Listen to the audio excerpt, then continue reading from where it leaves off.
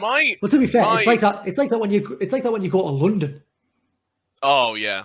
Me and Greg aren't even Geordies, but I love your Geordie accent. We're not Geordies. Yeah, Mackhams. What? No, we're not. I'm joking. No. So number 3. My number 3. I'm going with Finn Balor or Prince Devitt, as you would be if you went there. Mainly because when it comes to Finn's run in WWE, I'll get into that. When it comes to Finn's run in WWE, first of all, it's his NXT stuff that he's really done well in. Main roster, it's been a bit similar to Shinsuke or Cesaro.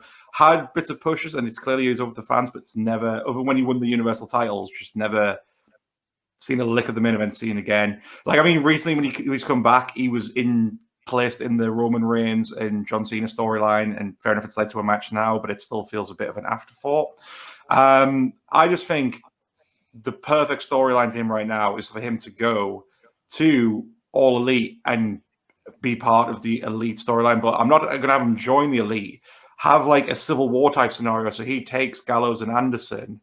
So then you've got Gallows, Anderson, and Balor on one side, and then you've got Omega, the Bucks, and Cole on the other side. Yeah. Bullet Club, Elite, Civil War. I think the matches and the storylines basically write themselves with that one. And you could even go a little bit further and get like the newest Bullet Club, the one that's currently in New Japan. Get Tamatonga in, get Jay White in. That would be spectacular. Yeah. Get faction warfare on 3 sides, like 3 eras of Bullet Club. That'd be brilliant. I'll even add one more to that. I think I was going to choose this guy as my next pick, but I'll just throw it out there for this one. Okay. Get AJ. There we go. And then you can have I will cross number 14 off my list. So you can have even if you don't bring in like the current Bullet Club, you've still got like the first 3 leaders of Bullet Club in there, and it's just all out like fighting for like who's actually going to be the leader of this group. The only thing with that though is it going to go a bit too NWO? Well, no, because it's I suppose in the sense that when NWO did split into different factions like Latino World Order and the Wolfpack, maybe, but I don't think it would. I think AW could get it right, and given those minds involved, it wouldn't become too bloated. I think they could tell a genuine, interesting story of again a civil war between, if you want to add AJ, these 3 former Bullet Club leaders over who's again the rightful people of the Elite or the rightful people of Bullet Club. I think you could tell some very unique stories of that, especially with the idea of lots of deception and back and forth kind of stuff. It'd be really good. Yeah, I think it could work because I think Balor is another one of them, like a Kevin Owens or a Cesaro who could come in and be main event. Yeah. Or not immediately, because I don't think Balor would want to just go straight right. I'm going to be facing Omega for the title. I think Balor would be more bothered about telling the story of how he's going to get there, and I think even if they do it Balor comes in, and they don't even mention the Bullet Club stuff, don't even mention Japan. It's just we're all friends, and Balor gets sick of Omega being I'm the champion, therefore I'm the best. And he's just yeah. just every week he's just yeah. Aye, yeah. And then eventually, but then that's when you split that group up, when Balor's had enough of Omega's arrogance. Yeah. And then it's who's loyal to Balor, who's loyal to Omega. And it eventually comes down to Balor Omega. Yeah.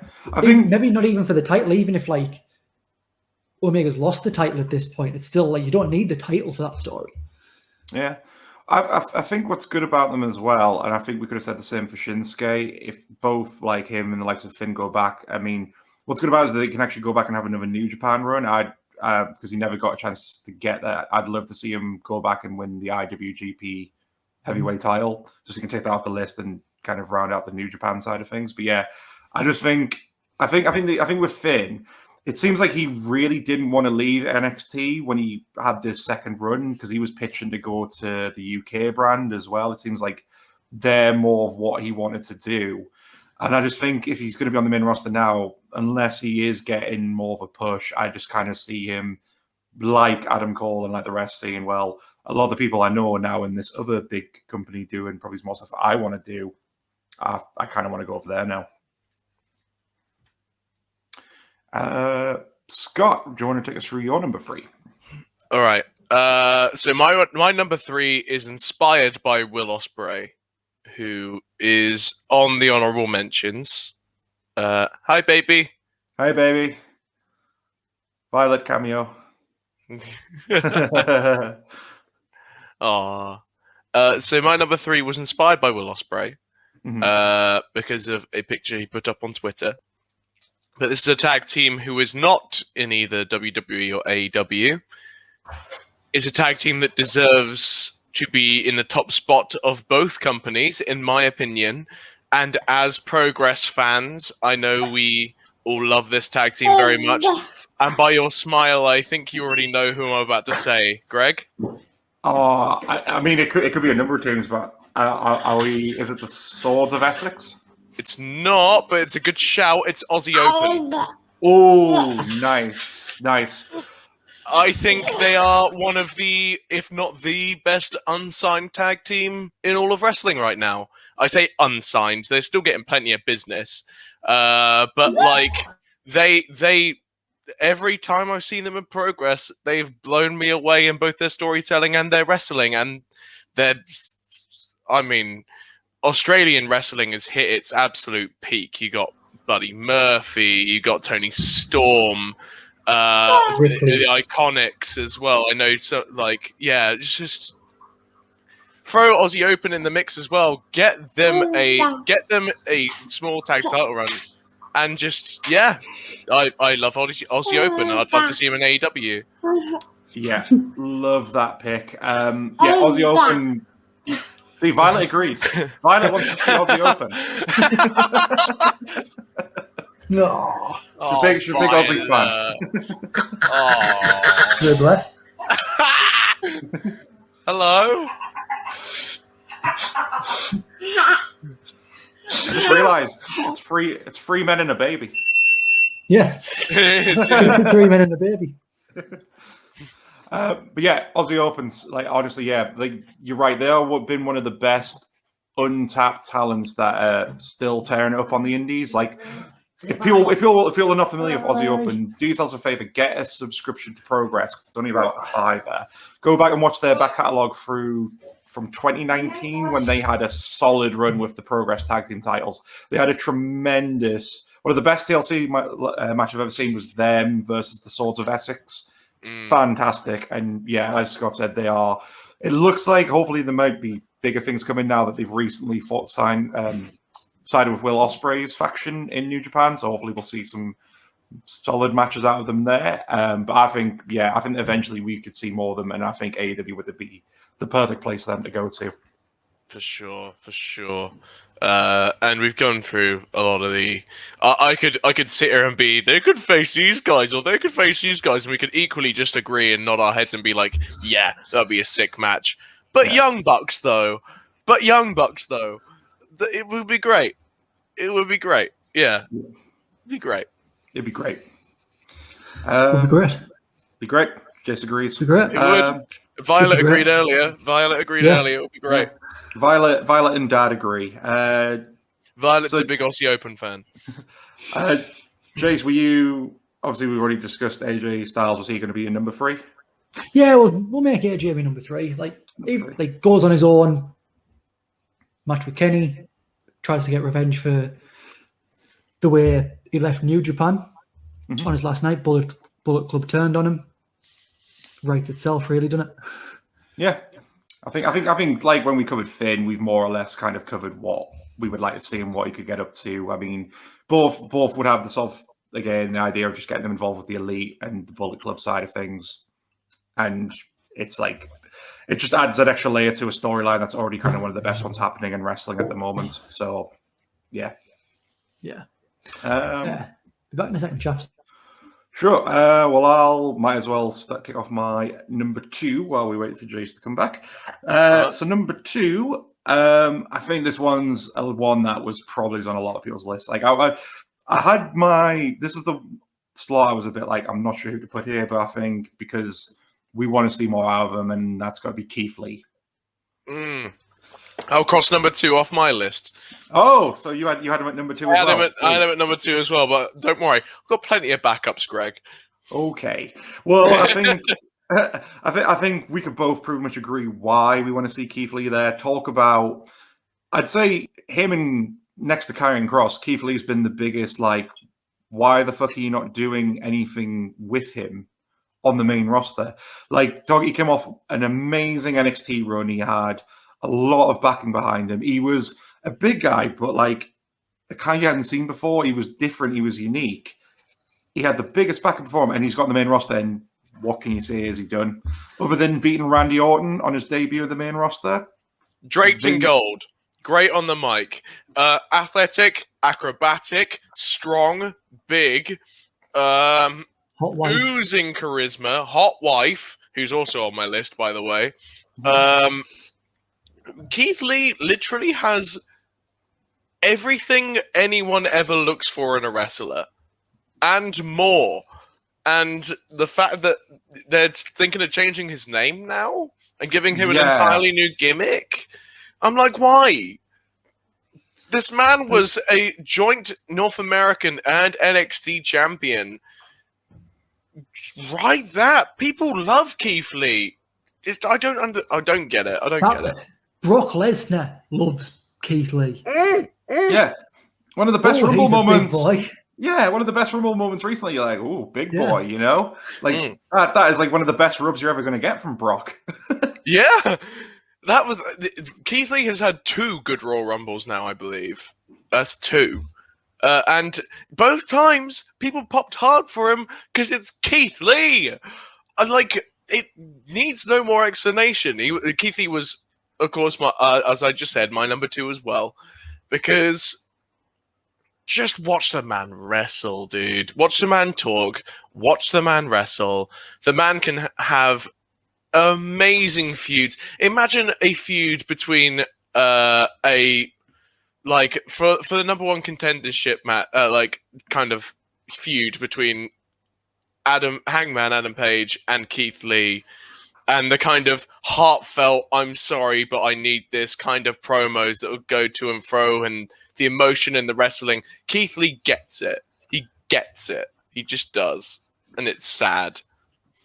Like I honestly think like the way, because a lot of the names we've said, we've been like we've all said like, why haven't they pulled the trigger on this person? And they've obviously, apart from Roman, they're all people who've came up through the indies. Yeah. Like apart from like an AJ Styles, who sort of at that point transcended the industry. Yeah. A little bit. Not to the extent of like an Austin or a Hogan or a Rock, but he didn't need to go to WWE. He could have stayed in Japan. He could have went to Ring of Honor. He could have just toured small promotions and still made money despite himself. But like Keith Lee in AEW would,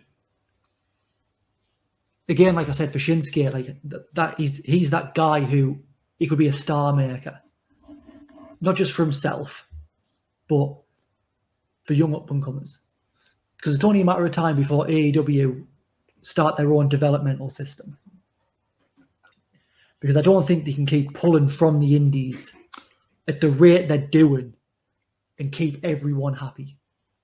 Well, yeah, I mean, to be fair, they already kind of do with Dark and Dark Elevation. They're obviously not strictly developmental, but that's kind of where they sort of send sort of new prospects in a way.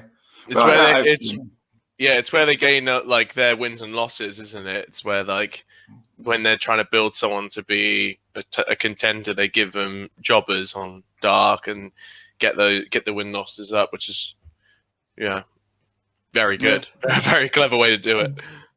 Like you said, Keith Lee, amazing on the mic, in the ring. He looks great. The fact that he can move like that for someone of his size defies physics. It does. It really does. It takes the laws of physics and goes, that can get to fuck.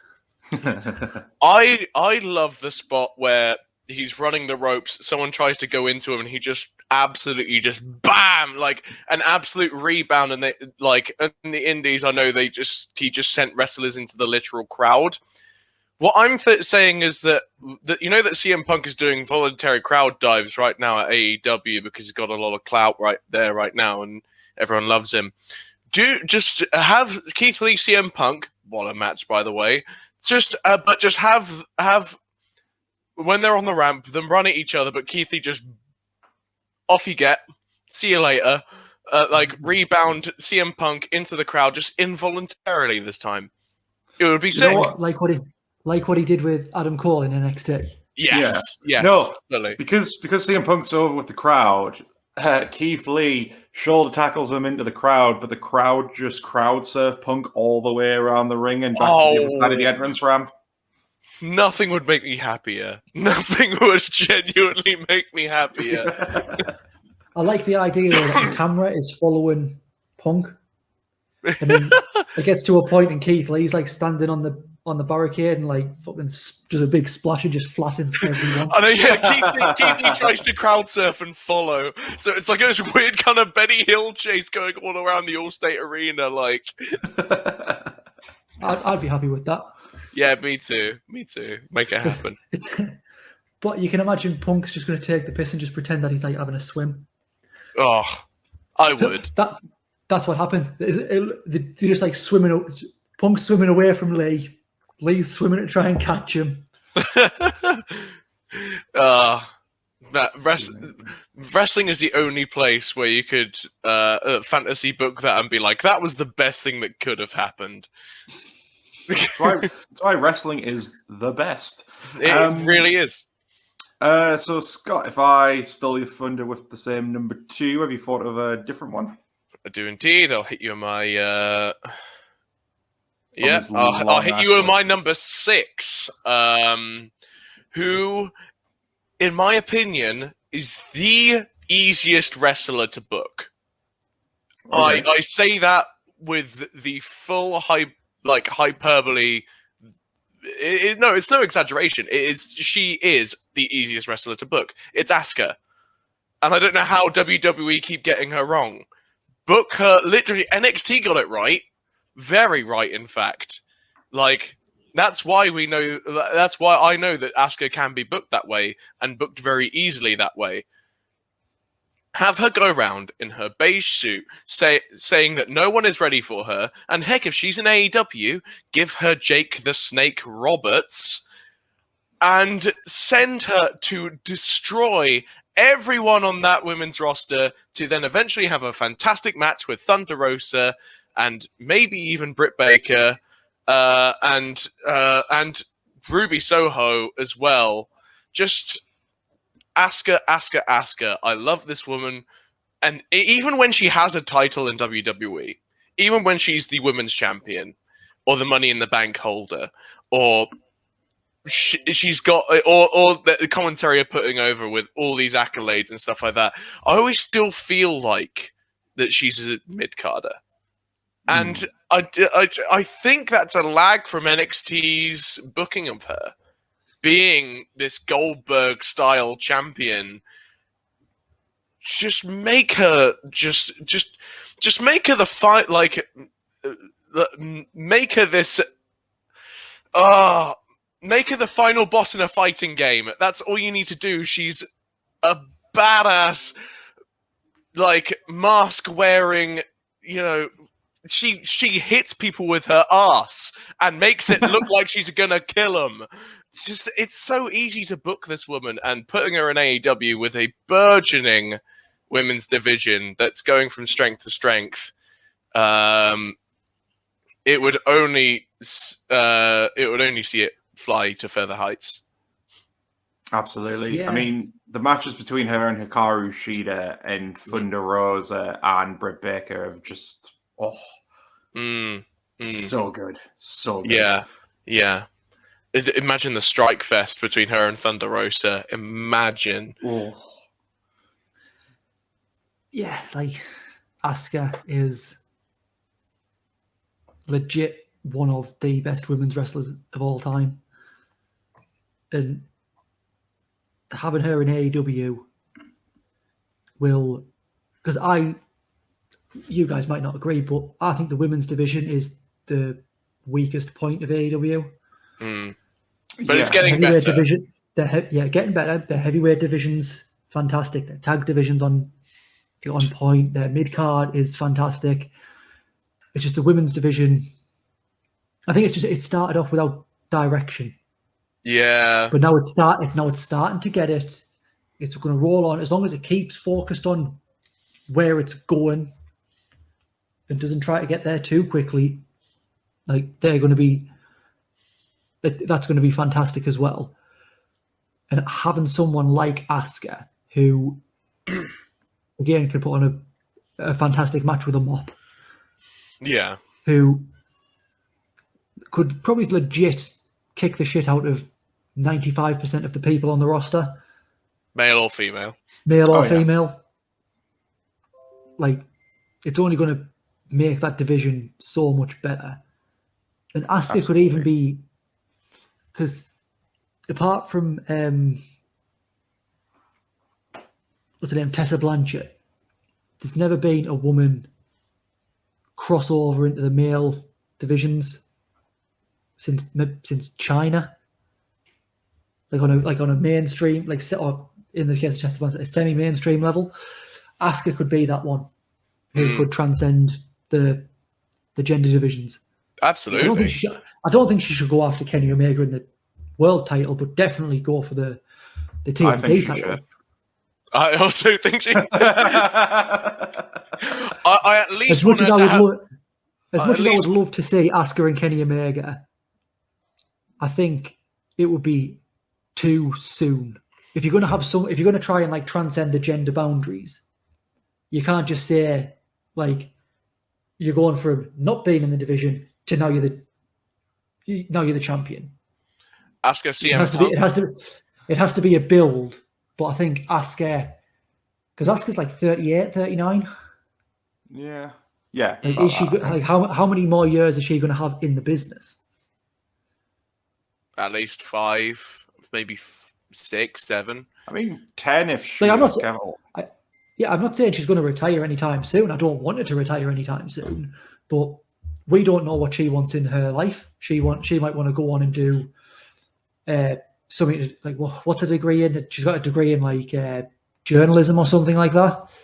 She might want to go on and do something with that while she's still got her body as it is. Doesn't want to go too long, or she might want to go on and start training. She might want to settle down and have a family. We don't know.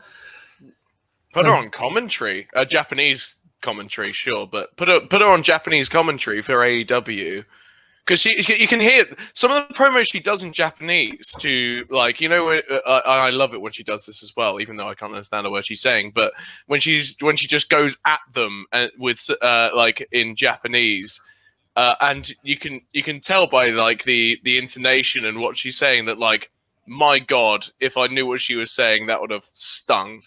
I want her to do Japanese commentary if she does retire, because that would be way up her street. And plus, she's a trained striker. She'll know the moves. She'll know the terminology, and she'll know the stratagem and the techniques.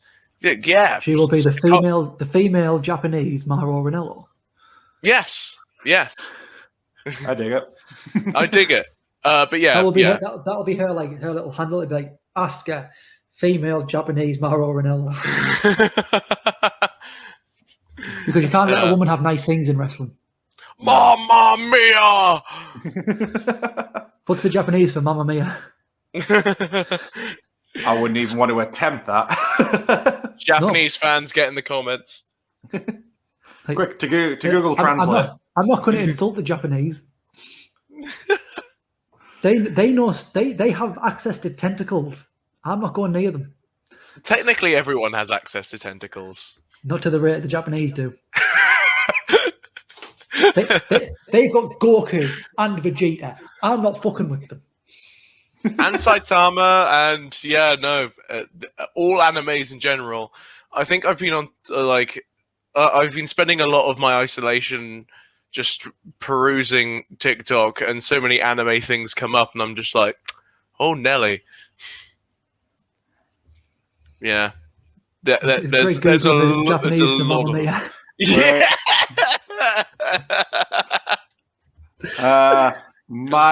Apparently, if you're trying to say it in English, it's very similarly spelled. I'm just gonna see what it listens like. Yeah, it's basically the same. I'll insert an audio clip into the thing. Mamma mia! Thank you. Japanese accent.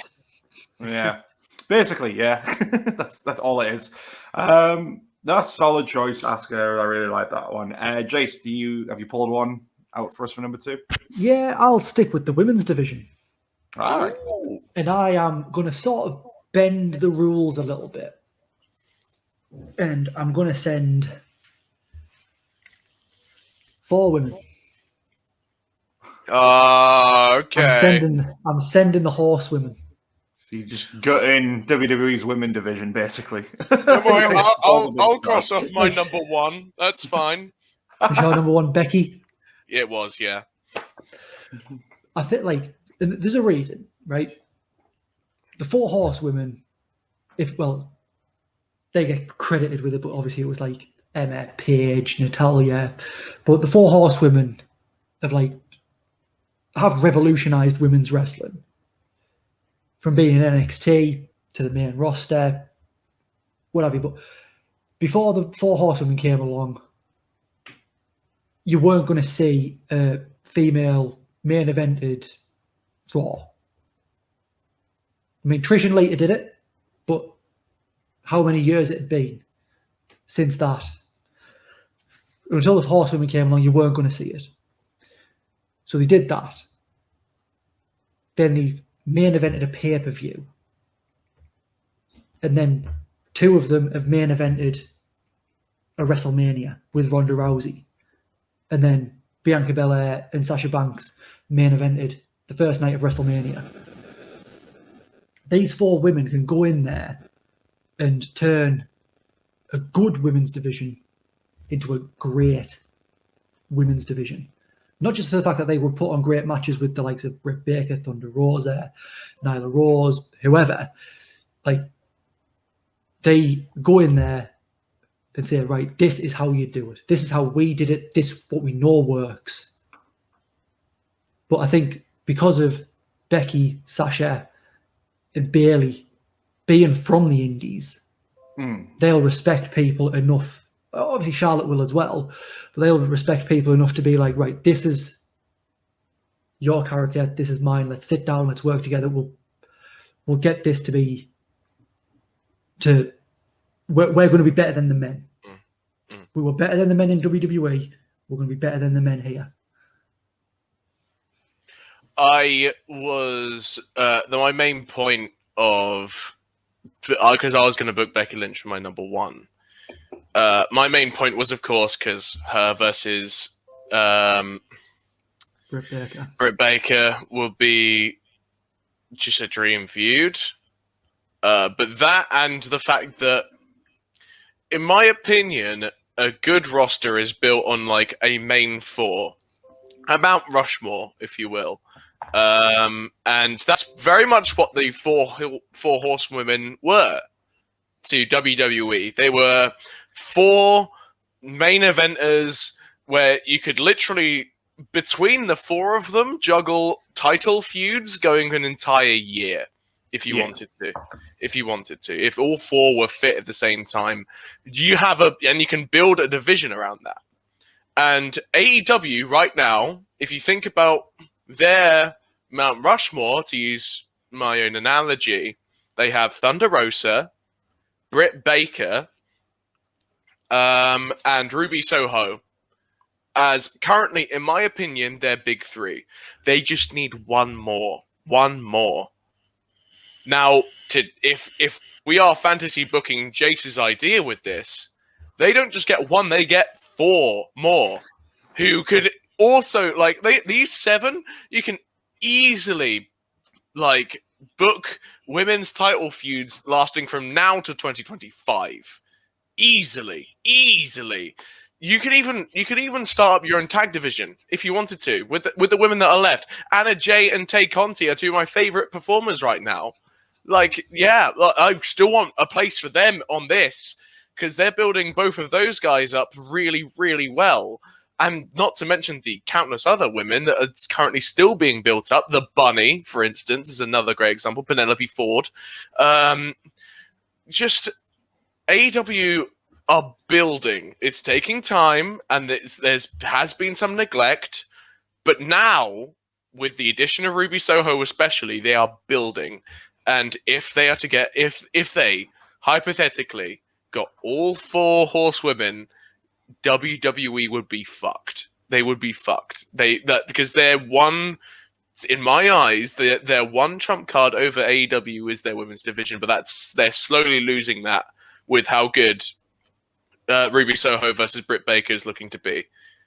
But I absolutely agree with you, Jace, and the matches would be phenomenal.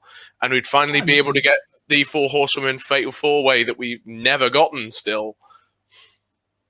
Yeah, we have. In NXT. Yeah, but that was before that was before Becky Lynch was the man. That's before Bayley was the role model, etc., etc. Yeah, but like another big reason why I want them there is, like you said, you could build a division around them with Britt Baker, Thunder Rosa, Ruby Soho, but you would have not just the best women's division in the world. You would have the best women's division in the world with no competition. Yeah. Like, and especially like because if they do it right, it will go down. If they all were to go, if they did it right, it would go down as the greatest women's division ever. Because WWE are never going to be named the greatest women's division ever because they had so long of Johnny Ace being in control. I know. And it was just like no disrespect to the women, but when he was just hiring models because they looked good, couldn't wrestle, they were having 60-second, 2-minute matches, sometimes even less. Like, it's never going to be, they're never going to get over that when it comes to like writing the history of WWE. But AEW, rocky starts, which you're going to have with any company, but build it and just build it and build it and just let them be wrestlers first and women second. Yeah. Absolutely. Yeah. Completely agree with all that.